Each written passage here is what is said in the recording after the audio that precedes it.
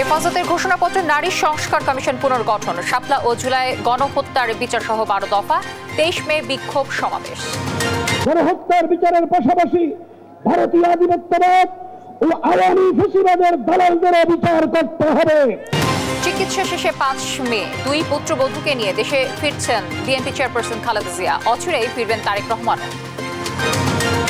জাতিসংঘকে মানবিক প্যাসেজ দেয়া নিয়ে উদ্বিগ্ন সাধারণ মানুষ, বললেন হাফিজ উদ্দিন। গণতন্ত্রে ফিরতে অবিলম্বে নির্বাচন দাবি। 6 মাসের মধ্যেই হচ্ছে জাতীয় সনদ, জানালেন আলী রিয়াজ। দ্রুত সংস্কারের তাগিদ জামায়াতের, এপ্রিলের মধ্যে নির্বাচন দাবি। 3 বছর রাজনীতিতে সক্রিয় না থাকলে নির্বাচনের সুযোগ না দেওয়ার আহ্বান শ্রম উপদেষ্টার। প্রয়োজনে আরপিও সংশোধনের তাগিদ। এবার ব্যালিস্টিক ক্ষেপণাস্ত্র পরীক্ষা চালালো পাকিস্তান। সব ধরনের আমদানি নিষিদ্ধ করল ভারত। শিগগিরই নিরাপত্তা পরিষদের বৈঠক। এবং সিরিজ স্থগিতের বিষয়ে কিছুই জানায়নি ভারত। যথাসময়ে আয়োজনের আশা বিসিবি সভাপতির। ফ্যাসিস্টদের সঙ্গে সম্পর্ক না করছে। দর্শক, আমন্ত্রণ সংবাদ সন্ধ্যায় শুনছিলেন শিরোনামগুলো। সঙ্গে থাকছি আমি তানসিয়া জুথি। নারী সংস্কার কমিশন বাতিল সহ 4 দফা দাবিতে আয়োজিত মহাসমাবেশ থেকে 12 দফা ঘোষণাপত্র দিয়েছে হেফাজতে ইসলাম। শনিবার সোহরাওয়ার্দী উদ্যানের সভামঞ্চে ঘোষণাপত্র পাঠ করেন সংগঠনের নায়েবে আমির মাওলানা মাহফুজুল হক।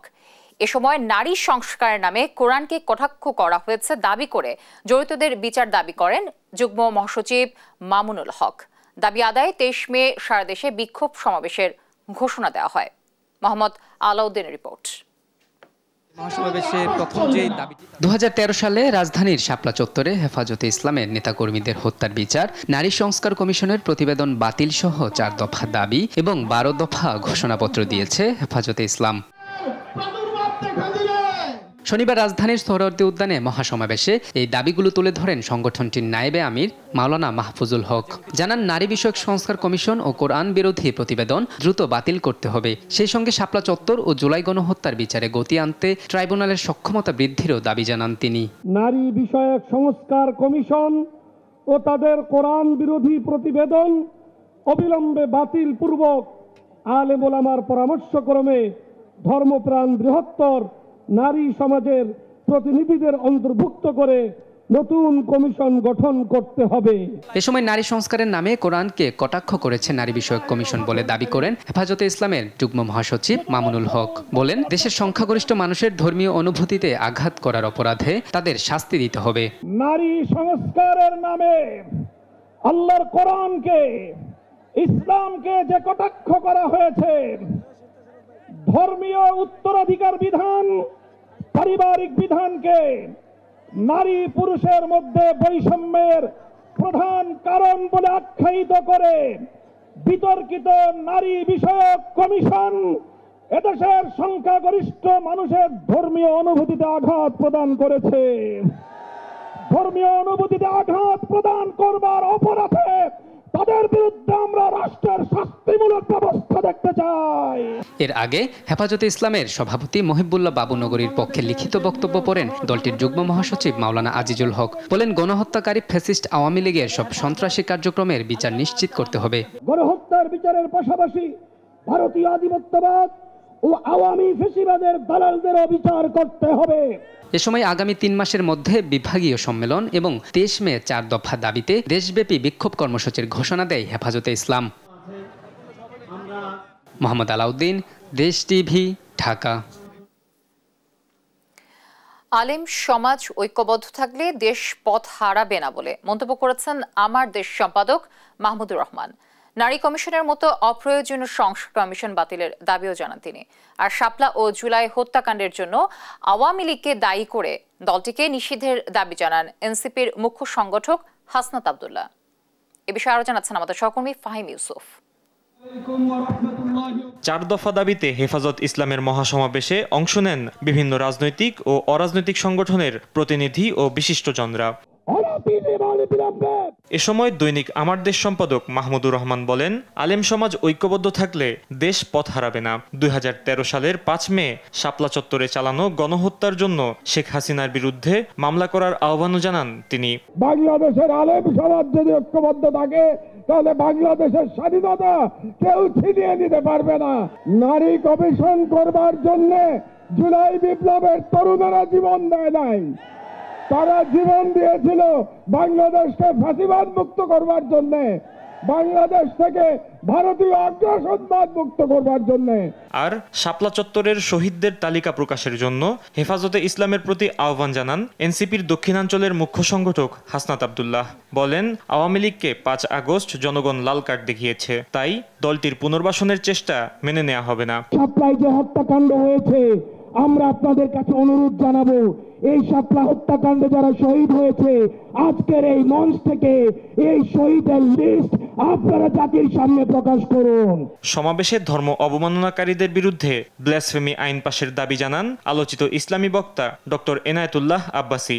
নারী বিষয়ক সংস্কার কমিশনকে বিতর্কিত আখ্যা দিয়ে জড়িতদের আইনের আওতায় আনার দাবিও জানান তিনি। ব্লাসফেমি আইন করতে হবে, freedom of expression, freedom of speech, বাক স্বাধীনতার নামে ইসলাম বিরোধিতা যেই করবে তাকে আইনের আওতায় আনতে হবে।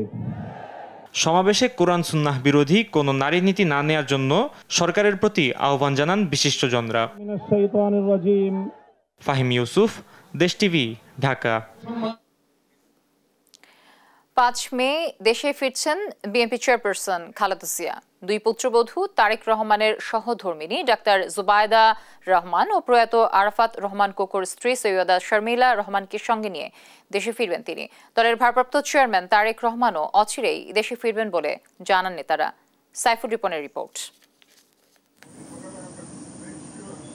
চলতি বছরের 8 জানুয়ারি উন্নত চিকিৎসার জন্য লন্ডনে যান বিএনপি চেয়ারপারসন খালেদা জিয়া। সেখানে দ্য লন্ডন ক্লিনিকে টানা 17 দিন চিকিৎসা নেয়ার পর 25 জানুয়ারি বড় ছেলে বিএনপির ভারপ্রাপ্ত চেয়ারম্যান তারেক রহমানের বাসায় ওঠেন বেগম জিয়া। চিকিৎসার জন্য যুক্তরাজ্যে অবস্থান করার কারণে অর্ধযুগের বেশি সময় পর পরিবারের সদস্যদের সঙ্গে এবার ঈদ উদযাপন করতে পারেন তিনি। চিকিৎসা নিতে লম্বা সময় লাগায় বিএনপি চেয়ারপারসনের দেশে ফেরার দিন তারিখ নিয়েও তৈরি হয় নানা জল্পনা কল্পনা। তবে সবকিছুর অবসান ঘটিয়ে আগামী 5 মে খালেদা জিয়া দেশে ফিরছেন বলে জানিয়েছে দলটি। বাংলাদেশ বিমানেই যাবেন এবং সেই বাংলাদেশ বিমানে গেলে ওনার সেই মনে হয় যে ওনার সাথে ডক্টর জুবায়দা রহমান এবং শামিলা রহমান 2 পুত্রবধূ ওনার সাথে প্রটোকল হিসাবে বাংলাদেশে যাবেন। যুক্তরাজ্য বিএনপির সভাপতি জানান, লন্ডন, সিলেট, ঢাকা রুটে চলাচলকারী বাংলাদেশ বিমানের ফ্লাইটে ঢাকা ফিরবেন খালেদা জিয়া। সিলেটের বদলে ঢাকায় আগে অবতরণের প্রস্তাব দেয়া হলেও যাত্রীদের দুর্ভোগের কথা চিন্তা করে সে প্রস্তাব ফিরিয়ে দিয়েছেন খালেদা জিয়া। বিমান ওনাকে সম্মান জানিয়ে বলেছে ডাইরেক্ট ফ্লাইট, তারা ঢাকায় যাবে। উনি পরে যখন জানলেন যে নর্মাল ফ্লাইট যায় সিলেট হয়ে ঢাকা, তখন উনি বলছেন নর্মাল ফ্লাইট যেভাবে যায় সিলেট হয়েই আমি যাব ঢাকা। আমি মানুষের কষ্ট যাতে হোক এটা আমি চাই না। দীর্ঘদিন দেশের বাইরে থাকা বিএনপির ভারপ্রাপ্ত চেয়ারম্যান তারেক রহমানের দেশে ফেরা নিয়েও কথা বলেন এম এ মালিক। খালেদা জিয়া দলের যেহেতু এখনো হাল ধরে আছেন এবং আলটিমেটলি দলের হাল ধরা মানে দেশের হাল ধরা, এবং উনি যেহেতু চিকিৎসা করে যে সুস্থভাবেই বাংলাদেশে ফিরছেন ইনশাল্লাহ, সেই হিসাবে উনি আরও কিছুদিন বাংলাদেশে যাওয়ার পরে তখন ভারপ্রাপ্ত চেয়ারম্যান সাহেব অফকোর্স উনার হাতকে শক্তিশালী করার জন্য উনি অচিরেই বাংলাদেশে ফিরবেন। আগামী 5 মে খালেদা জিয়ার সঙ্গে তার 2 পুত্রবধূ জুবাইদা রহমান ও সৈয়দা শর্মিলা রহমান, ব্যক্তিগত চিকিৎসক AZM জাহিদ হোসেন সহ 9 জন দেশে ফিরবেন। খালেদা জিয়াকে বহন করা বিমানটি 5 মে বেলা 11টার দিকে হযরত শাহজালাল আন্তর্জাতিক বিমানবন্দরে পৌঁছানোর কথা রয়েছে। সাইফুল রিপন, দেশ টিভি, ঢাকা। মানবিক প্যাসেজ নিয়ে দেশের মানুষ উদ্বিগ্ন, এমন মন্তব্য করেছেন বিএনপির স্থায়ী কমিটির সদস্য হাফিজ উদ্দিন আহমেদ। গণতন্ত্রে ফিরতে দ্রুত নির্বাচন দাবিও করেন তিনি। বাংলাদেশ জেলা ও বিভাগীয় ক্রীড়া সংগঠক অ্যাসোসিয়েশনের আত্মপ্রকাশ অনুষ্ঠানে এসব কথা বলেন হাফিজ উদ্দিন। এ সময় ক্রীড়াঙ্গনকে রাজনীতির বাইরে রাখার আহ্বান জানান ক্রীড়া সংগঠকরা। এ বিষয়ে আরো জানাচ্ছেন আলী আক্কাস আকাশ। আত্মপ্রকাশ করল নতুন ক্রীড়া সংগঠন বাংলাদেশ জেলা ও বিভাগীয় ক্রীড়া সংগঠক অ্যাসোসিয়েশন। শনিবার জাতীয় ক্রীড়া পরিষদ মিলনায়তনে ৪৫ সদস্যের কমিটি ঘোষণা করা হয়, যেখানে আছেন বিগত সরকারের সময় নির্যাতিত ও নিপীড়িত ক্রীড়া সংগঠকরা। এই সময় বিগত সরকারের সময় ক্রীড়াঙ্গনে দলীয়করণের সমালোচনা করেন সংগঠকরা। ক্রীড়াঙ্গনকে এগিয়ে নিতে রাজনীতি মুক্ত রাখার আহ্বান জানান তারা। আমরা গত ১৭ বছর দেখেছি ক্রিকেটটা কারা নিয়ন্ত্রণ করেছে, কিভাবে ম্যাচ ফিক্সিং থেকে শুরু করে কত অনৈতিক দুর্নীতির ভিতরে ক্রিকেট বোর্ড গত ১৭ বছর পরিচালিত হয়েছে। আমরা এখন পর্যন্ত পরিপূর্ণভাবে সেই ক্রিকেট বোর্ডকে স্বৈরাচার মুক্ত করতে পারিনি। সেই উদ্যোগগুলি বাস্তবায়ন করা মানে আমাদের দুরূহ হবে, তাই তাদের বিরুদ্ধে দ্রুত ব্যবস্থা নিতে হবে এবং যারা দুর্নীতি লুটপাট করেছে অতীতে তাদের বিরুদ্ধে আমার মনে হয় যে নিরপেক্ষ তদন্ত করে তাদেরকে দৃষ্টান্তমূলক শাস্তির ব্যবস্থা আইনের আওতায় এনে আনতে হবে। খেলাধুলার উন্নয়ন ও তৃণমূল থেকে খেলোয়াড় তুলে আনতে নানা দাবিও জানান সংগঠকরা। উনি স্বৈরাচারী ফ্যাসিস্ট হাসিনা সরকারের আমলে অন্য সকল সেক্টরের মতো ক্রীড়াঙ্গনকেও যেভাবে দলীয়করণ করে ফেলা হয়েছিল এবং একটি দলের পকেটস্থ করে ফেলা হয়েছিল, সেখান থেকে বের হয়ে এসে বাংলাদেশের ক্রীড়াকে আপনারা এগিয়ে নিয়ে যাবেন। ক্রীড়ার উন্নয়নে অতীতে বিএনপি সরকারের নানা পদক্ষেপ জানান দলটির স্থায়ী কমিটির সদস্য হাফিজউদ্দিন আহমেদ। এ সময় সমসাময়িক রাজনীতি প্রসঙ্গেও কথা বলেন তিনি। ১৭ বছর সংগ্রাম করলাম একটা সুষ্ঠু নির্বাচনের জন্য, কই নির্বাচনের তো কোনো নাম নিশানা দেখতে পাচ্ছি না এবং ওয়াকিবহাল ব্যক্তিরা বলছে আগামী ২-৫ বছরের মধ্যে নির্বাচন হওয়ার কোনো সম্ভাবনা নাই। তার কারণ বর্তমান সরকার নির্বাচন চায় না। রাখাইনে প্রবেশে জাতিসংঘকে মানবিক প্যাসেজ দেওয়ার বিষয়ে দেশের জনগণ উদ্বিগ্ন বলেও জানান বিএনপির এ নেতা। এখন তো আরেক বিপদ সামনে উপস্থিত হয়েছে, মানবিক করিডোর। আমরা কি জনগণের সম্মতি ব্যতি রেখে যুদ্ধে জড়িয়ে পড়তে যাচ্ছি? দেশের মানুষ আজকে অনেক উৎকণ্ঠিত। সরকারকে রুটিন ওয়ার্কে সীমাবদ্ধ থাকার আহ্বানও জানান বক্তারা।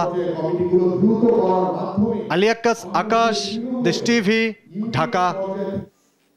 দর্শক, এই মুহূর্তে যৌথ সভা শেষে ব্রিফ করছেন বিএনপি মহাসচিব মির্জা ফখরুল ইসলাম আলমগীর। আমরা সরাসরি চলে যাচ্ছি সেখানে।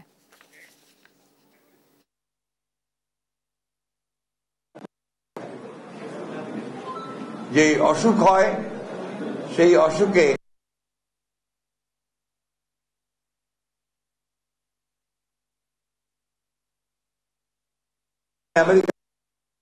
চিকিৎসকরা এসেছিলেন এবং তার চিকিৎসা তারা এখানেও করেছেন।